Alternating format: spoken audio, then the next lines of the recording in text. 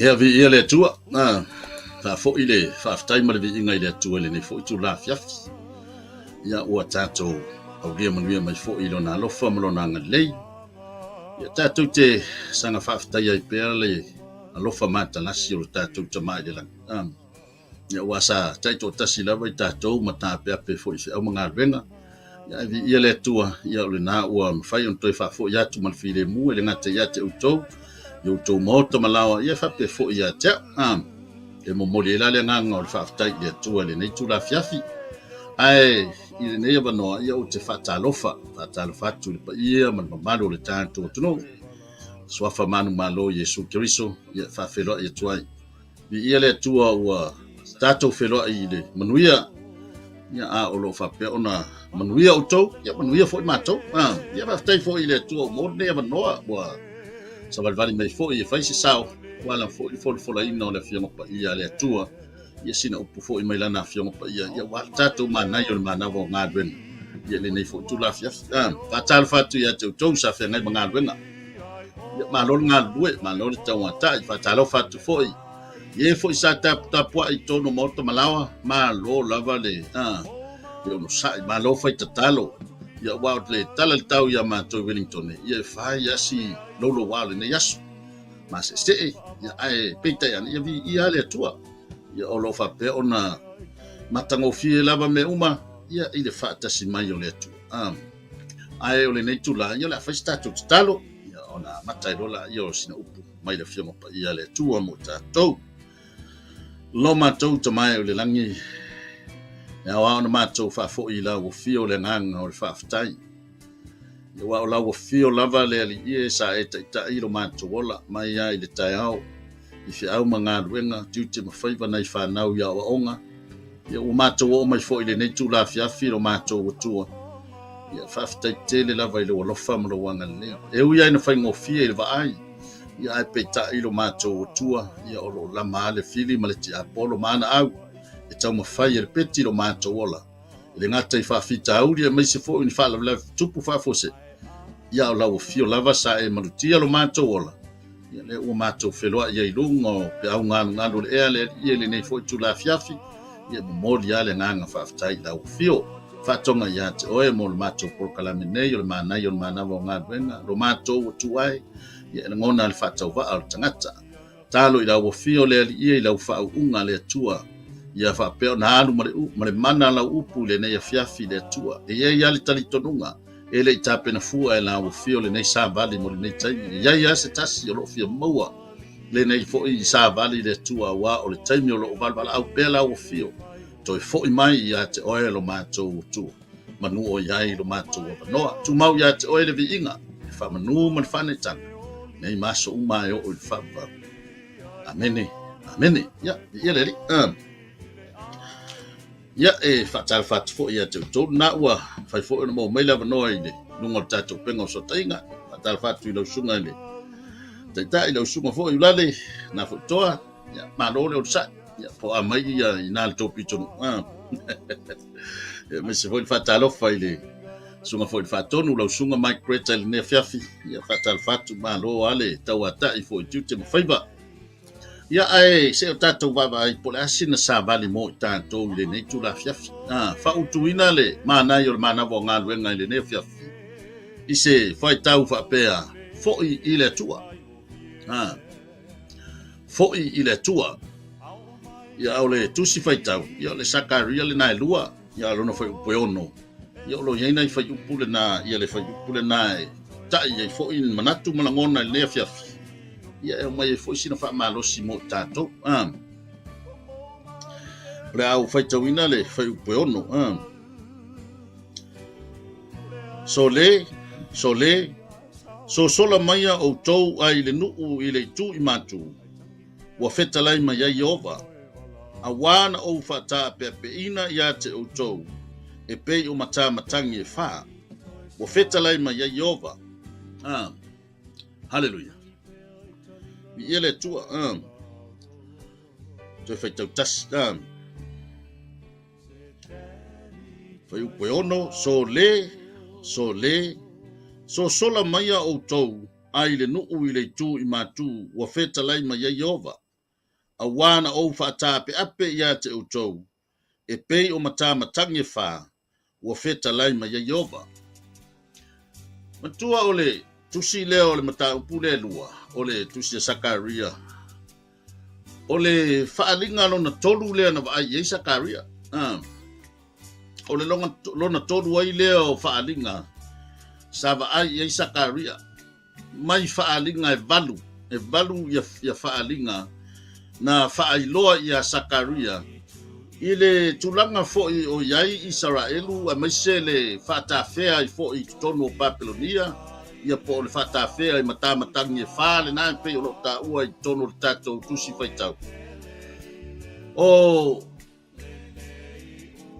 le lona tolu la leo faalinga mantua o le faalinga mua le faalinga fe mai wa vai el perfecta le tangata o te le solo fanua mu o lo tu fo yo ia i uru atasi ia po le metal tree ai o lo yona tua o solo fanua mu ma efu ma sina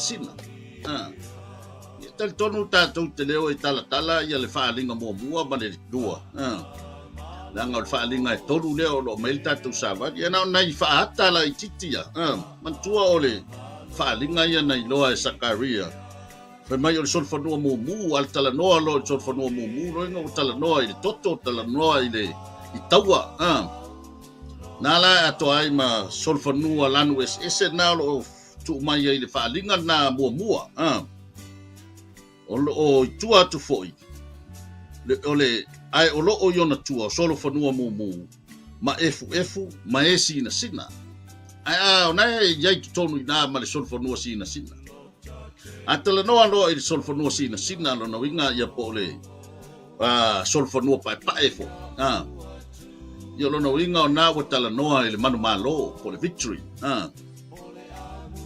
ile faalinga la lo na lua o faalinga mua na solfanua faalinga lo na lua fa mai o nifo e fa o nifo e fa na fa tape apeina ia Yuta o Israelu ma Jerusalema mantua nifo e fa na lo na sina faata le titi ya le faalinga le lua lo talanoa ia ai kupito Asuria yo Babilonia Persia tonu ia po Medo Persia o atunu ia o le na faata ape ia le fanaunga le Israel na ia nifo ia fa le o faata mai ai la me tupu nifo ia fa mai vai atu a mata ona ifo mai lalo nifo ia o lea ua iai angelu ia masolfanua ia o loo tiatie ia tangata o loo mai e faamatau ma faatoʻi lalo ma lafo i lalo nifo nu ese le talanoa i nu ese ona le taimi lea o le iai Israelu le tafeaga i totonu o Babilonia ia manuu ia pe ona taʻua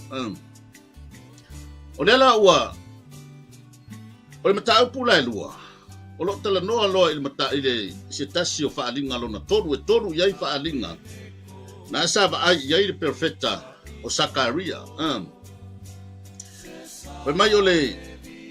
mai wa o te pa e fo i lunga wa o vai fauta o le tangata ma le maia e fua i lona lima ona o fai atu ai lea po o fea e te alu iai wa fai mai o ia te au o te alu o te fuatia Jerusalema ia i loa pe o le a fo i lona lautele pe fea fo i lona haleluia ole faalinga lona tolu na le ua vaai i Sakaria ua vaai ia le tangata o lea o loo le tangata ma le maia e fua i lona lima haleluia ole taimi lea ua amata ona faata atu ia Sakaria tulanga o le toi fo i mai o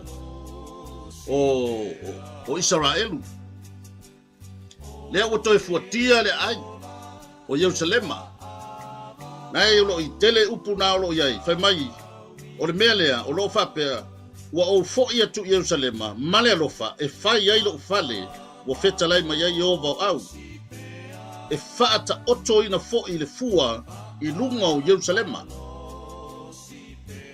le ua ata mai le manuia o Jerusalema o winga ia o le tua le tatou te au na iai. E uia e se toa ta mai o le tua ma se tulanga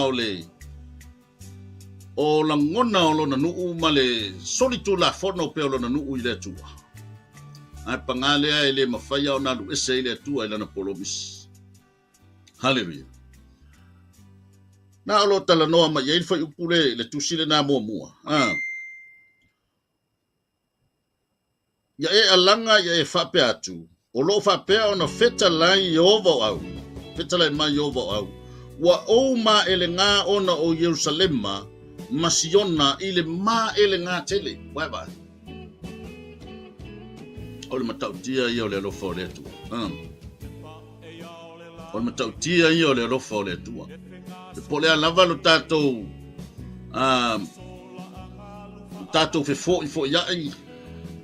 O le alo tātou le usiustai. E le mawhaia o nā vesea le lofa o le atua ia te tātou. O winga i o le atua e.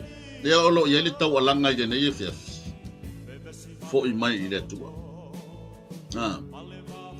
Langa o nā fo ea pua i a le atua i ana upulava i e tele a ina apa i le atua i taimi tala no ai in perfecta e longo atu i a Israel.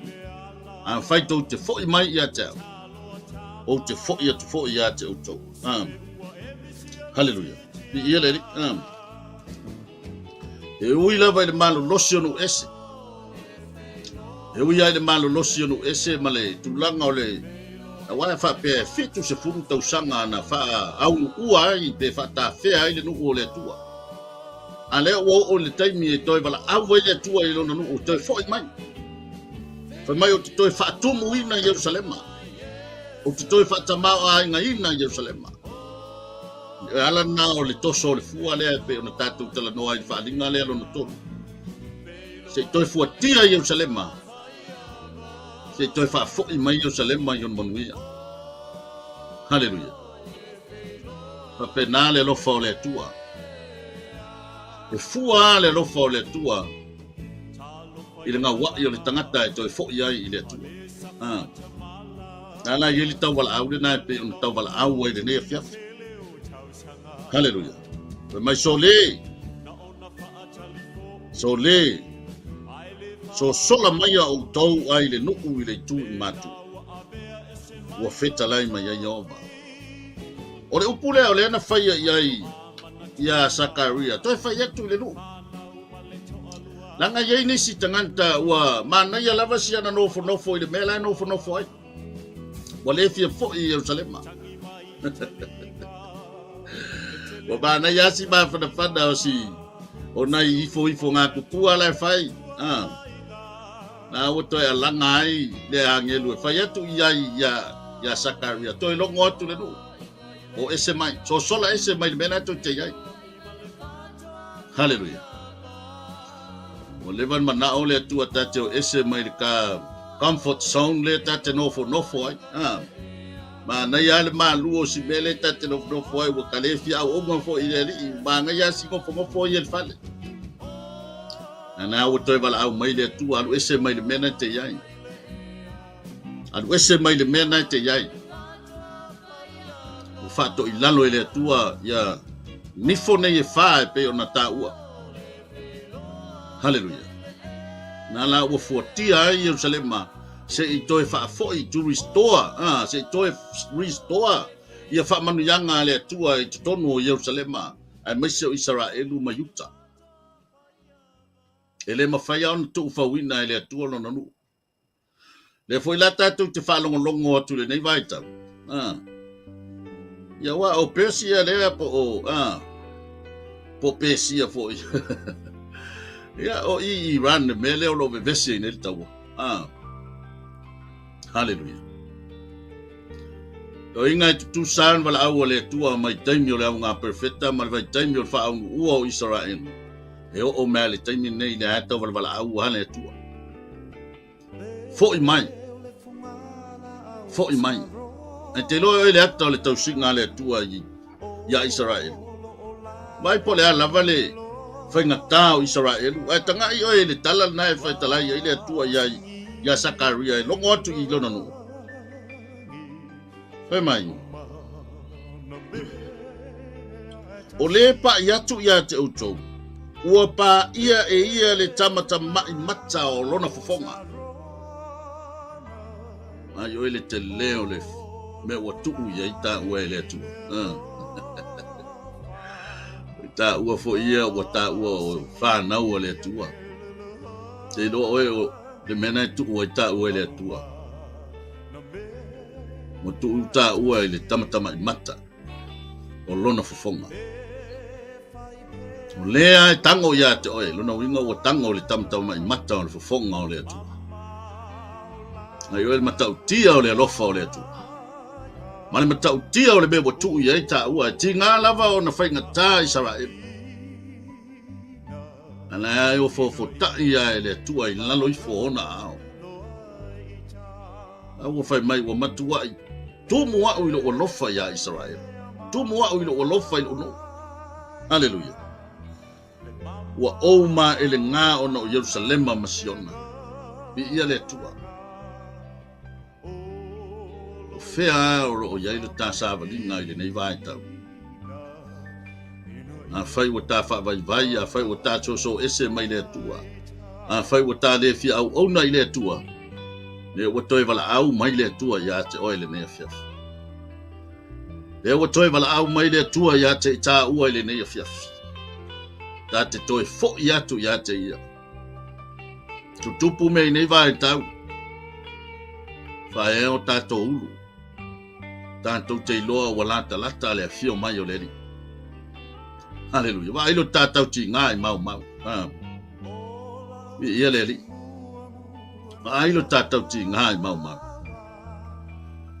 Praise the Lord. Ia nei vaenga tā hua lava o le savali lea.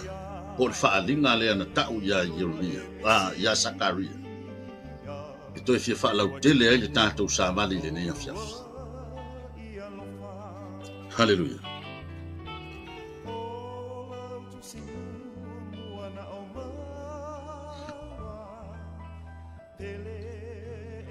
Ia le ali. A wā o lo whaapea o na wheta lai mai o Yehova o au. E muli ane i le mamalu. Wa ia au ina mai o au inu ese. Na vetea a o tau mea. A wā o le pai atu. E o le lungatu.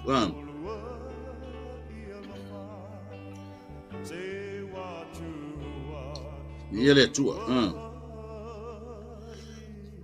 Fai mai le fai upo e lima. O au foi ua wheta lai mai Yehova.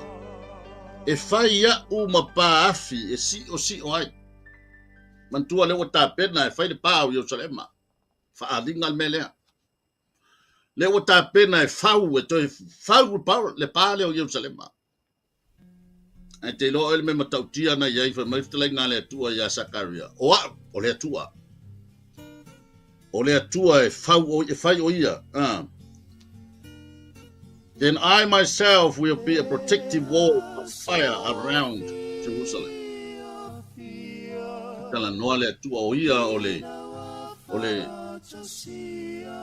pāwhi. Ngā le malo si anga o le pāwhi. Ia awane i ono atu se, awane i toi maua se malo si anga o le fili. E toi sawa toi tonu. No tala noa le mea le vaenga lea. I le puipuinga le atua. Sina fesili mo i tā ua i le nei tū lafia. Na oe whaafonga mai. O whaafea le si o mea o lo ai. O iai le tua e si o mea ina lo le toa file mua lo ai. Hallelujah. O iai le tua hale ai e mana o mea le tua e fai o ia ma pāwhi. E si o mea ai tā ua. Si o mea ai o tā ainga. Si o mea ai le tā whanau. Si o mea ai o tātou e kalesia. A fai ai le se pāwhi. No na winga ai le taimi e toi saufia ai le fili. Pa whātu i lana.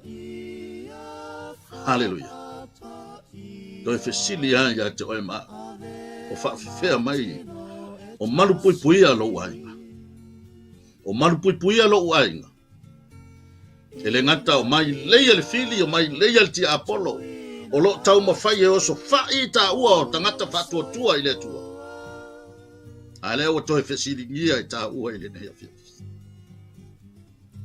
O whaafea mai lo tae. A mata ua e mauti noa le puipuinga le atua wa iai le puipuinga le atua i lo wai. Hallelujah. Tangi uma o te talo ai. A tonu e whapena fo i lau whafo. Sau lo ai ngai le mana o le toto o Yesu Kiriso. Sau i mātou le mana o le toto o Yesu Kiriso. Na ngai rea masesi malo si anga o le fili e teka i ta ua. Pe a whaita te mauti noa wa sau wina i ta ua e le toto o Yesu Kiriso. Hallelujah. Na ua ofa tu lava i le tua. O le pale la fua. O a ua e veha uma paafi e puipuia Israel. Puipuia Jerusalema. Puipuia Utah. Ina ia aua ne toe saho i le fili. Toi wala au mai le tua mo i ta ua i le nia. A fai fo i ua. Tele ina ta nau lava e fai e ta ua fai unga ma le ta ua poto ma le ta tamai. Toi fo i le tua. Toi fo i le tua. E a vea le tua ma tai tonu o tai. Ma na ia fo i le isi vaenga lona ruana iai. Fai mai e muli ane i le mamalu. Hallelujah. Mi ia le tua. And I will be the glory inside the city. E ia le mamalu o le tua tonu o lona no. Po tonu o Jerusalema.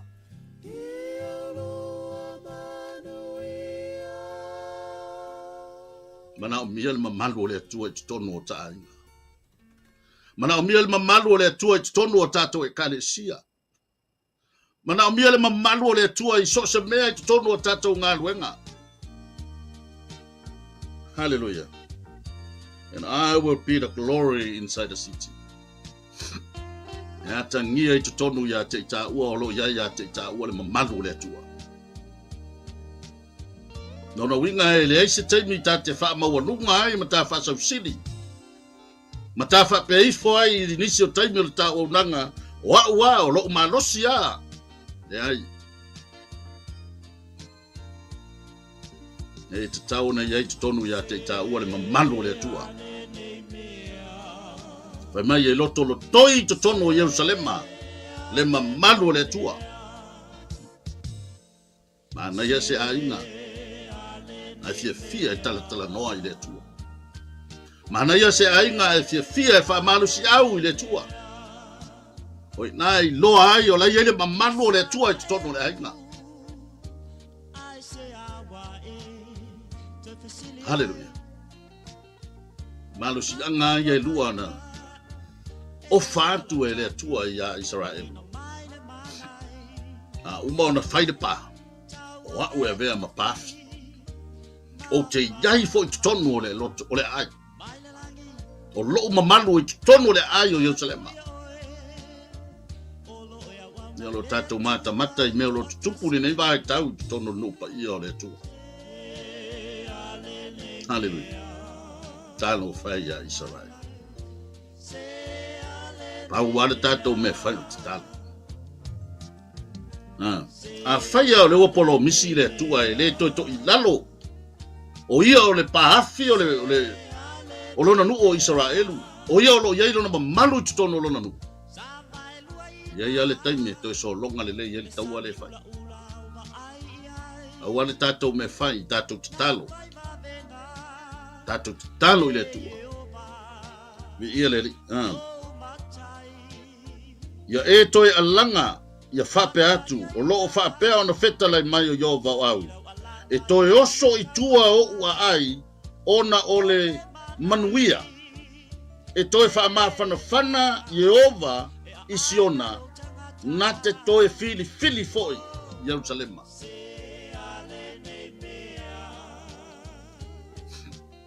Ia whanau o le tua le nei tula fiafi ma le tatou prokalame o le mānai o le mānau o ngāwe. I ele mana au lia Yesu Keriso e vea ma pāwhi tonu o tāi. Ia mauti noa le ia le mamalu o le atua i tonu o tāi.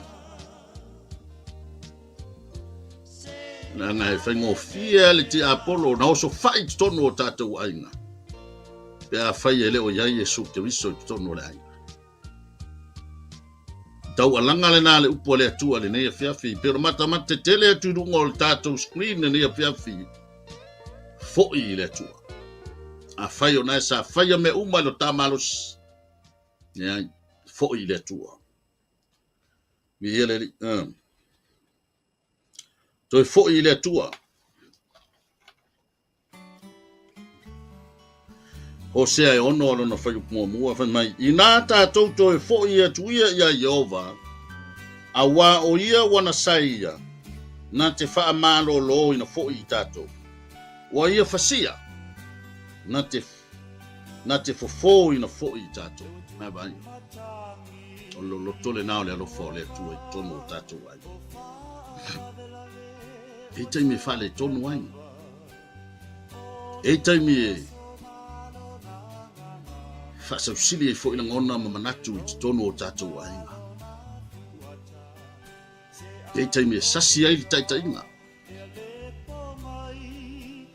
Inga o le wato e wala au le upo le atua mo i tā ua le nei a fiafi. I o tāla ngona le mamalu le atua i tonu o tā. I o tāla ngona ina le mamalu le atua i tonu o tā. Te le whatali fo i le atua se laupa sene la tā mi o na tātou e fo i le atua. Hallelujah. E le whatali le atua se laupa sene la tā mi o. Nea e wala au ale atua i so se taimi o lo so i fua. Whau ale mana onga hole savali le nea fia toi fo i le atua. O ia na te toi wha fau ina i tā ua. E ona whai atu fo i le upo peona o wha malosi ai fo i le asonga fua. Foha i mai le loto fau. Foha i mai le loto mau. Hallelujah. E lo oe le whaingo fiena e fo'i le atua. Ina ua wha maua lalo o tātou loto. Tai loa ona wha maua lalo o tātou loto. No ina la ta te tu ina tua i o tāo langa i le atua. Na te tautai ina la tātou wholanga. Ia vea i le atua o i o le taitai. Te tono o tā inga. Te tono o tātou nuu. Te tono o tātou e kālesia. Fo i le atua. E le whamasino le upo le atua. E le whapito au ngafa fo i le upo le atua. Tātou umalava o lo tala noa iai le talainga le atua ene ne whewhi. Nā ua toi tā pena mai le atua e toi whamanuia le tā sāwaringa. Ai fua lama e le atua. Le tata lia o ia e vea mali i mwhaola i titono o le tāhinga. Ona eva aia i lea i manuia o le atua. O sa vali le mo i tātou le ne fiafi. Tau ina ia lofa le atua e whalau tele lana upu. Whalau tele lana upu. Ia ulu matāfo lau i loto fo i mawhira ngalo. Leo o whaafonga ma whaalongolongo ma maua lewa noa e whaalongolongo mai ele nei tula fiafi. Talo ia iai le mana o le atua i tono o tātou ai. Ia whamanu ia le atua le nea fiafi. O le upule nā ma le sāwari fo le nea fiafi e moni atu. Whai fo i ma se toe lui tau. Ia ma se toe whamalosi fo ia te tā ua le nea fiafi. Ia o iai tono au fuafuanga o iai tono roa inga o manawa o ngā ruenga. Ia toi na whanofo ata ua ma toi fisili. Toi baba ai po o iai le atua. Po whawhewhea mai na tā mafutanga ma le atua. O ia o le puipu yafi. O lo o puipu ia tutono o tātou ai. Po o iai fo le mamanu o le atua e tutonu tatou. Ia le atua. Te fatal fatu ia te latou lo ua. Mafuta mai fo i lunga o le tatou penga tafailangi le nei tula fiafi. Ia ia le li, whaftaite le lava mo lau komeni, ia lau sunga ulale, ia mese fo i sunga le fatonu, ia Mike, tal fatu le nea fiafi. Ia, le usa fo i aftu fau maiava, ia, whawhiro i atu i lau fionga, ma lo lava le whafonga mai fo i tatou pokalame, ia mese fo i au onu fo i po to fine ia naia saolele se fulu, ia, whawhiro i atu fo i atu, oi, i nea fiafi. Ia o fafowina tanielu faftaitele le fafonga mai ula faleni ia taile fafonga mai tatou pokalame ia so to fina fo ia terini ia faftaitele lavale fa soa tai fo fafonga mai tatou pokalame ne fiafi ia le ia ofusina tauloa ia fa felo ia tu ia tauso ia le tua faftaio na manuia ia lau sunga fo male ainga ia o nisi fo ia le umfai no maua ia le tua au le nganga le ne fiafi le faftaitele lava mo lo fafonga mai ia tu maua i le tua lona viinga ia nei maso mai o le fa'avau lava le fata e mo mai lunga ia te pora siosi fatal fatu le ne fiafi faftai lava le fafonga mai fo tatu palame ia paulea ia se atu tatu palame se atu tatu pokalame ele se upu ole ale o le tarno atu yo le upu le atu tonu ye se tasi o fia mau fo le na upu ya se atu tatu pokalame e fa manu ye tele le tu e fo fo ngane fia fia tatu fai il tal lo matou mai o le langi le tu e vi la vala o fio o matou fa longo le ne fia fia ia o toi fa manatu ma toi lui tau ma to le matalasi ma le matautia o lo lofa ia te ma tu tama ala va ma tu fa le tonu le tatu maftanga o ia o le tua te le ngese lo to sa lo lofa te le vavele mo ma to talo ia te o fa manuia le ia ma to fa longo i lo upu le ne fiaf ia pe ia te o ma tu mau i lo fiolo vi inga fa pau o ani lava singa o fea ngai malau whanau le nei tula fia pui malawe ai.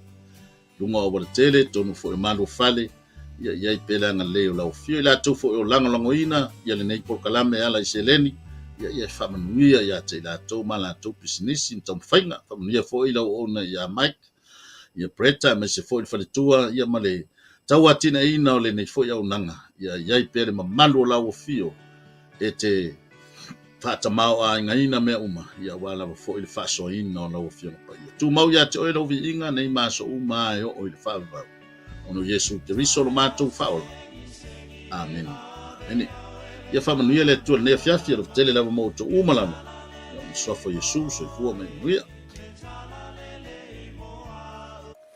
Talofa lava, shalom. It is with great joy that we invite you to join the Global Kingdom TV channel's first ever trip to God's Holy Land, the land of miracles, the land of Israel, the land of the Bible. You get to walk in the footsteps of Jesus. You get to see firsthand the cities, the places he performed many miracles. You can take a boat ride on the Sea of Galilee, see the surrounded towns and cities that the Gospels write about. You get to see the places that the Old Testament talks about, the places where King David hid from King Saul. You will see the Dead Sea, the lowest place on earth. You get to visit Jerusalem, the eternal capital of Israel. See where Jesus taught the scriptures from the temple. You get to pray at the Western Wall, a remaining of the temple. You will get to see where Jesus was once buried and realize he's no longer here because he has risen and he is alive and he's soon coming back for you and I. The journey to Israel will affirm your faith in him. It will confirm the teachings that we read about in the Bible. It will give you a deeper understanding of the Bible. It will help us in our journey of faith here on earth. And I encourage you, take this journey. It will change your life. It changed mine. God bless. Shalom, shalom. ia talofa Samoa na tunu pele ia fa talofa atu le fiafi o sua la ulu le fo matamua sa longa i fo fanga ia palauli ia ile tausanga e tasi le lua afe su fitu ma le lua afe su valu ia sa ia isa no malanga tua i sa la elu Samoa na tunu pele o te whaftaile atua o nawa no le lei ia tonu fo lo ia te oese la ngona fa pena na e fia alu pa ia pro no le atua ia ele se taimi po e talo fo ile atua mo se taimi ia le mi le lea lo afe lo lima lo fa pena na ia fa mo moe le tatu malanga ia fa te fia malanga mai lo ainga pa ia se noa o te fia ia se la ngona sa ruitawina ina tangata ino tu mo vai le mongo olive ia lo ia pe fetanga le tua le malile fio fa lua mai o Yesu Kristo ile la lorangi le mai o le fio mai o ia ma tu vai on ao le mongo olive e fa fia ngai ma le maru fo ile Samoa a fia loa tiri nei lava a mea matango fia na faia le tua na tupu mai o le atupu fo ia lo no le leile tato te malanga tuai ia Israelu awane ingalo ia te oe whamnianga le atua ia o lo ta tia i o ta lima ia o ta ua lavolo ia i fuafuanga whafsotai purenga le tato Global Kingdom TV ia mapuki e loso o vanoa awane ingalo o se fia telefo ilo nei tangata o na ele tasi se site o lo whapena o na tala no matuspa ia o tausanga umalawa e aloi malanga lo failoa mai ele au la to le whapena archaeologists o na maua le vaenga o le mea na fia ile nganga ma misia i nupa ia Samoa ta pena le lua afe lua lima o ina te lo polo to e tūl maunga olive ia e fio mai lo mai Yesu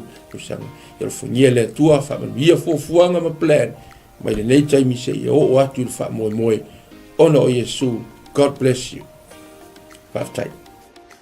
Hello, Talofa Lava, Pulavinaca, and Shalom. My name is Deborah Tuimbao, and I had the honor of visiting Israel twice, in 2018 and 2019. The experience really changed me. It was an experience of a lifetime. It was transformative. It was eye-opening. It was such a great time. I had encounters with the Lord that really changed me, that healed me, that I did not expect. It's one of those experiences that you have to go for yourself, to experience for yourself. So if you are planning or thinking about visiting the land, I encourage you to do so. Go ahead, invest in a trip and go receive your portion. God bless. Ya, salom, Talofa Lava, kua paanga kato Global TV so se tōnera lang. Ia ole o sia Paulo Poutoa futi pali ile le ngoa. Ia ole lua fesulfa na o malanga isala elu. Ia e se tau so ole atua. Ia o se mesa famani na ia ole te la mea le lei uma ai o se o le mango filua ingale na tatalo ai Yesu Kristo ai tu mai ia dia ma mo se le si tu ngango la ngonga ai se va ngango la ngonga ile nganga pa ile tu ia e awalo fa singo manga fo ima ile o mai male fa ngai le tu nganga luenga ai o lo sila mai mo nei tu la ia o te le sa un le simalanga le tato Global TV ta sang fo ia fe mai tala mai au ta wa yo lo so te o le tua fa yo lo totalo le tua ai ma na ia fo o te soli fo i au le tua sa fe malanga lu ia te te ne mo e finis fa malanga ia fe mai tala mai au fa fo Yesu Kristo. Amen. Talofa Lava and Shalom. My name is Shivani Sharma and I led the Salmon Delegates for Israel 2022 and 2023. And both groups went to Israel for the Feast of Tabernacles, which was around September and October of both of the years 2022 and 2023. And I just wanted to come and share some encouragement and some quick encouragements for those who want to go to Israel this year. Israel is the Holy Land. It is the center of where our faith is as Christians. And I want to encourage you that if God has called you to go, to please take that step of faith and do join the group that is going this year with Pastor Michaele.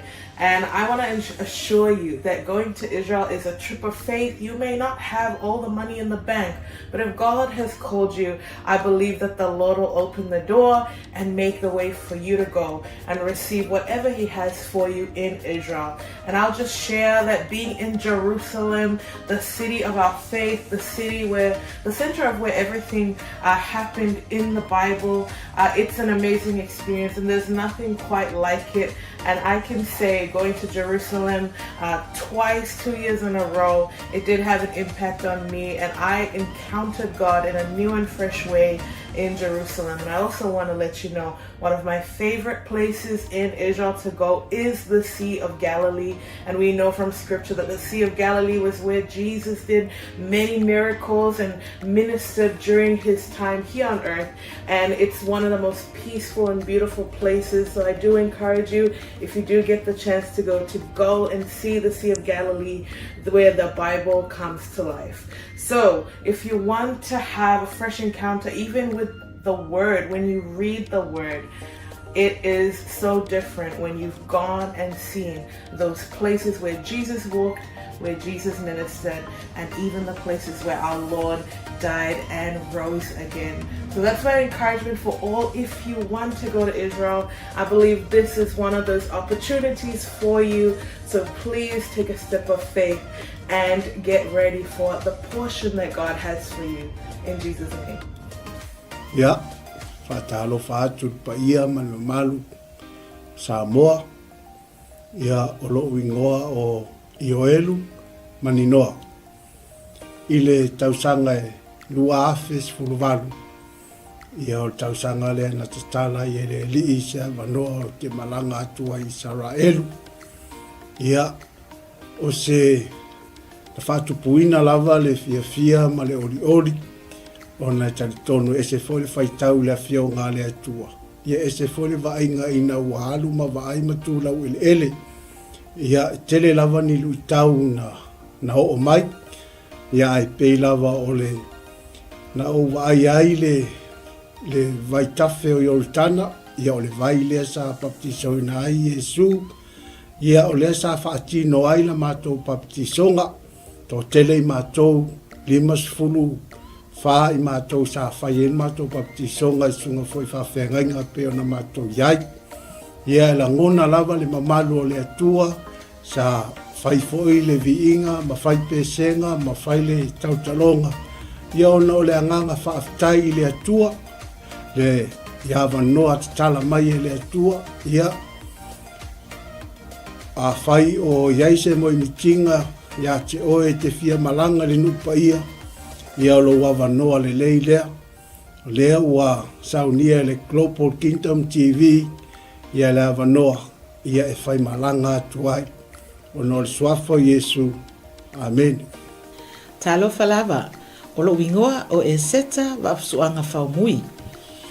Whaftai le atua mo le nei awa noa o maua e mawhai ai ona o whaasoa atu i atu oe, pe a whai o ia te oe se langona e te fia asia le no upa ia o le atua. Le nei a fiafio te fia whaasoa ia te oe. O se filifilinga tonu, ma le ame o tonu. I lo wo o atu iai, o le a e iloa ai, pei ona o wo o iai, e te langona le iai o le atua i mea uma. Lea na o whaapea i fo ai lo uloto, le i tioa a moli mau le a fionga pa ia le atua, na o si fea ngainga ma le nuu o Israel. Va ai le manuia i so se mea, lau ele o la autoto o mea uma, manuia ia o le atua o lo tali e Israel. A whaila o ia te oe se nau ta inga e te fiasia, e maua lo wawa noa, tātou te toe malanga whaatasi ai ma oe, pe a whai e te fia malanga, e le nei malanga o lo o tāpena nei, ia ona o le swafo Yesu, amene, ma amene.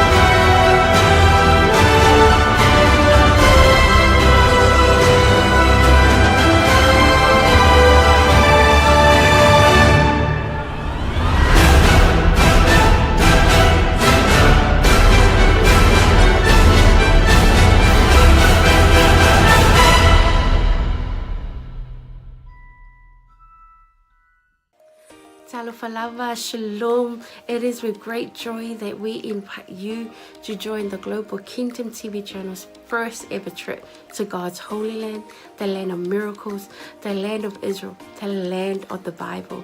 You get to walk in the footsteps of Jesus.